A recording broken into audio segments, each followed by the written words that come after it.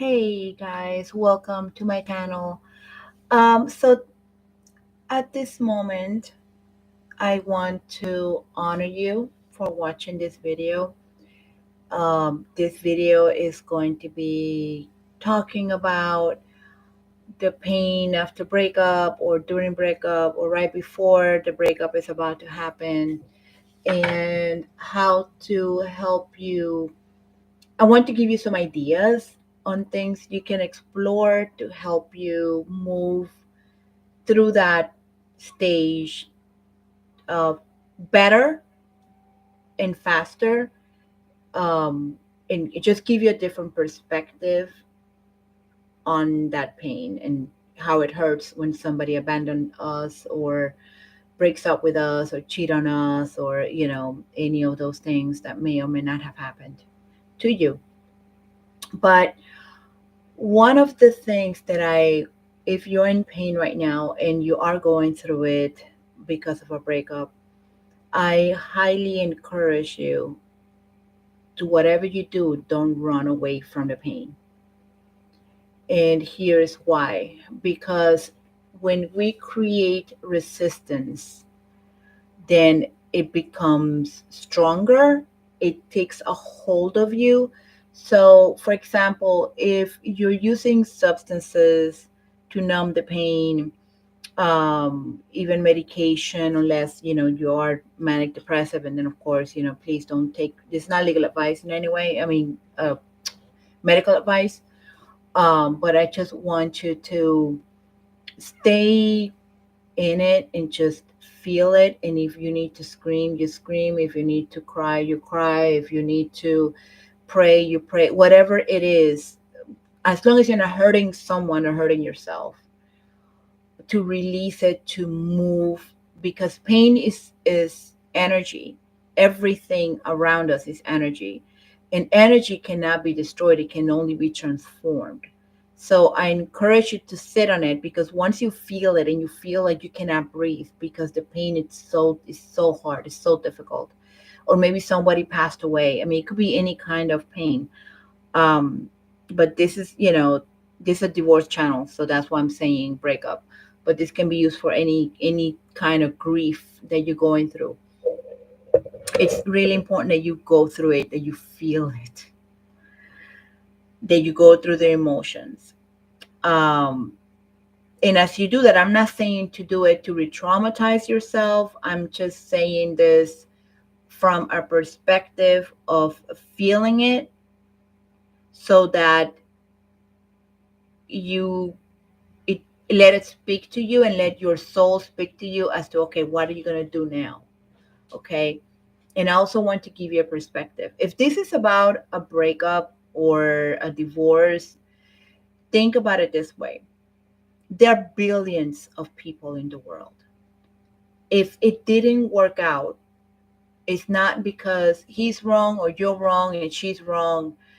It's really a lesson. It needed to be a lesson. There's something there on that pain that you need to learn, not about them, but about yourself. For example, if the person is narcissistic, which is not a term I use lightly or anything like that, but if that person just set out to destroy you, just know that is that's on them. That you are worthy, you are stronger than you think you are, you are smarter than you think you are.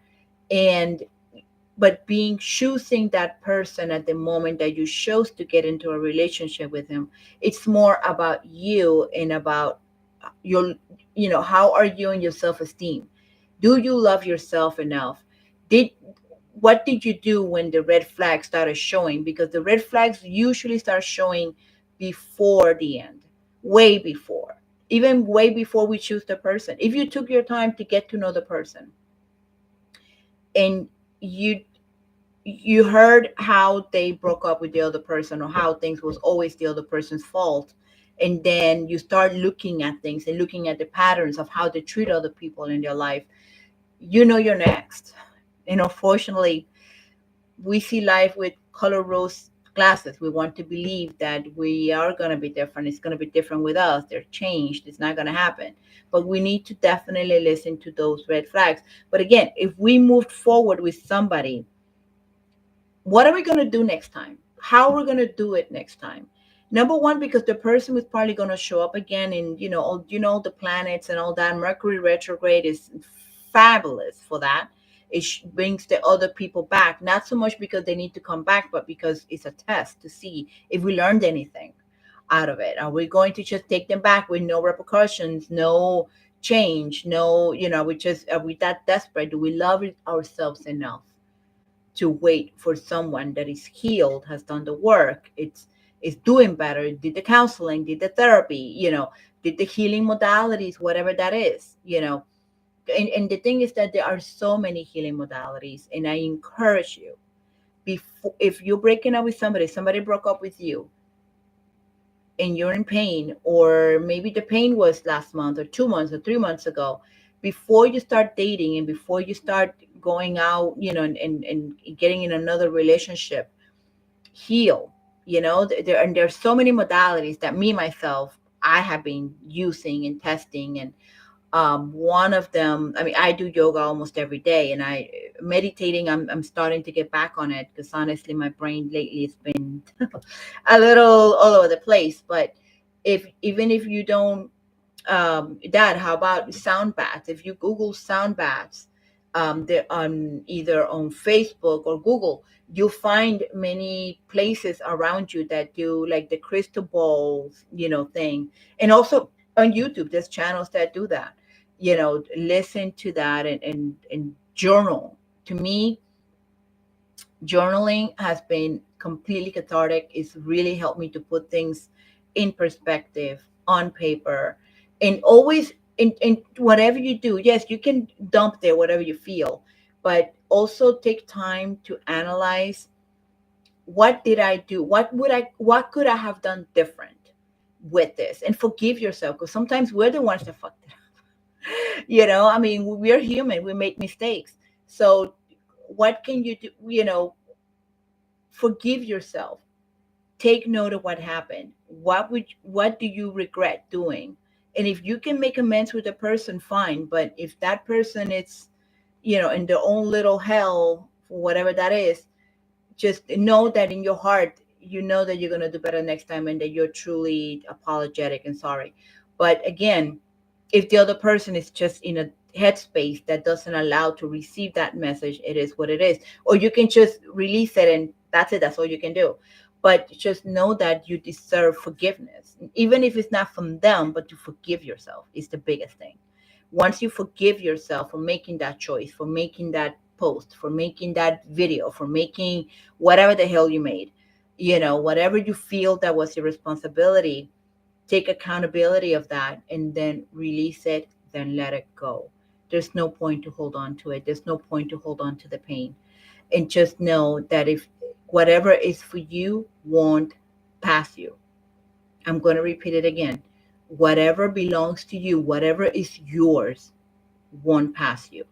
And sometimes I've met couples that years later they reunite, they're both better, they both did the work, and now they're having beautiful marriages. So it's absolutely beautiful. It's absolutely possible that this breakup that's happening now, it doesn't mean that that's the end all. If you're meant to be with that person, you will be with that person. If it's not meant to be with that person, the new people will show up. But then it's up to you to do the work, do the heal, so that you don't punish them for the pain that you went through with somebody else. I'm going to repeat it again, because a lot of my clients do this. They get divorced, and then they move on right away, and then another divorce, and then they move on right away, and they don't do the work. They don't do, okay, what did I do different? What do I need to do different? And introspect. If you hear somebody saying, oh yeah, and they did this and this and this and this, and oh yeah, no, I was an angel, I was a saint, I didn't do anything bad, just know that that is problematic. That shows that you didn't do the work, because we all have a role to play. What was your role to play? And did you become a better person out of the breakup? And that's to me, that's the most important thing. So I hope this helps. Also, one more thing, I just did a vitality workshop. I'm going to put the link under workshops. I know they're coming back to Tampa, and they're on the world tour, and it's a breath work healing modality. I just did it 4 days ago, right before the eclipse. It was 2 days before the eclipse. Mind blowing, best $130 I ever spent. I highly, highly recommend it.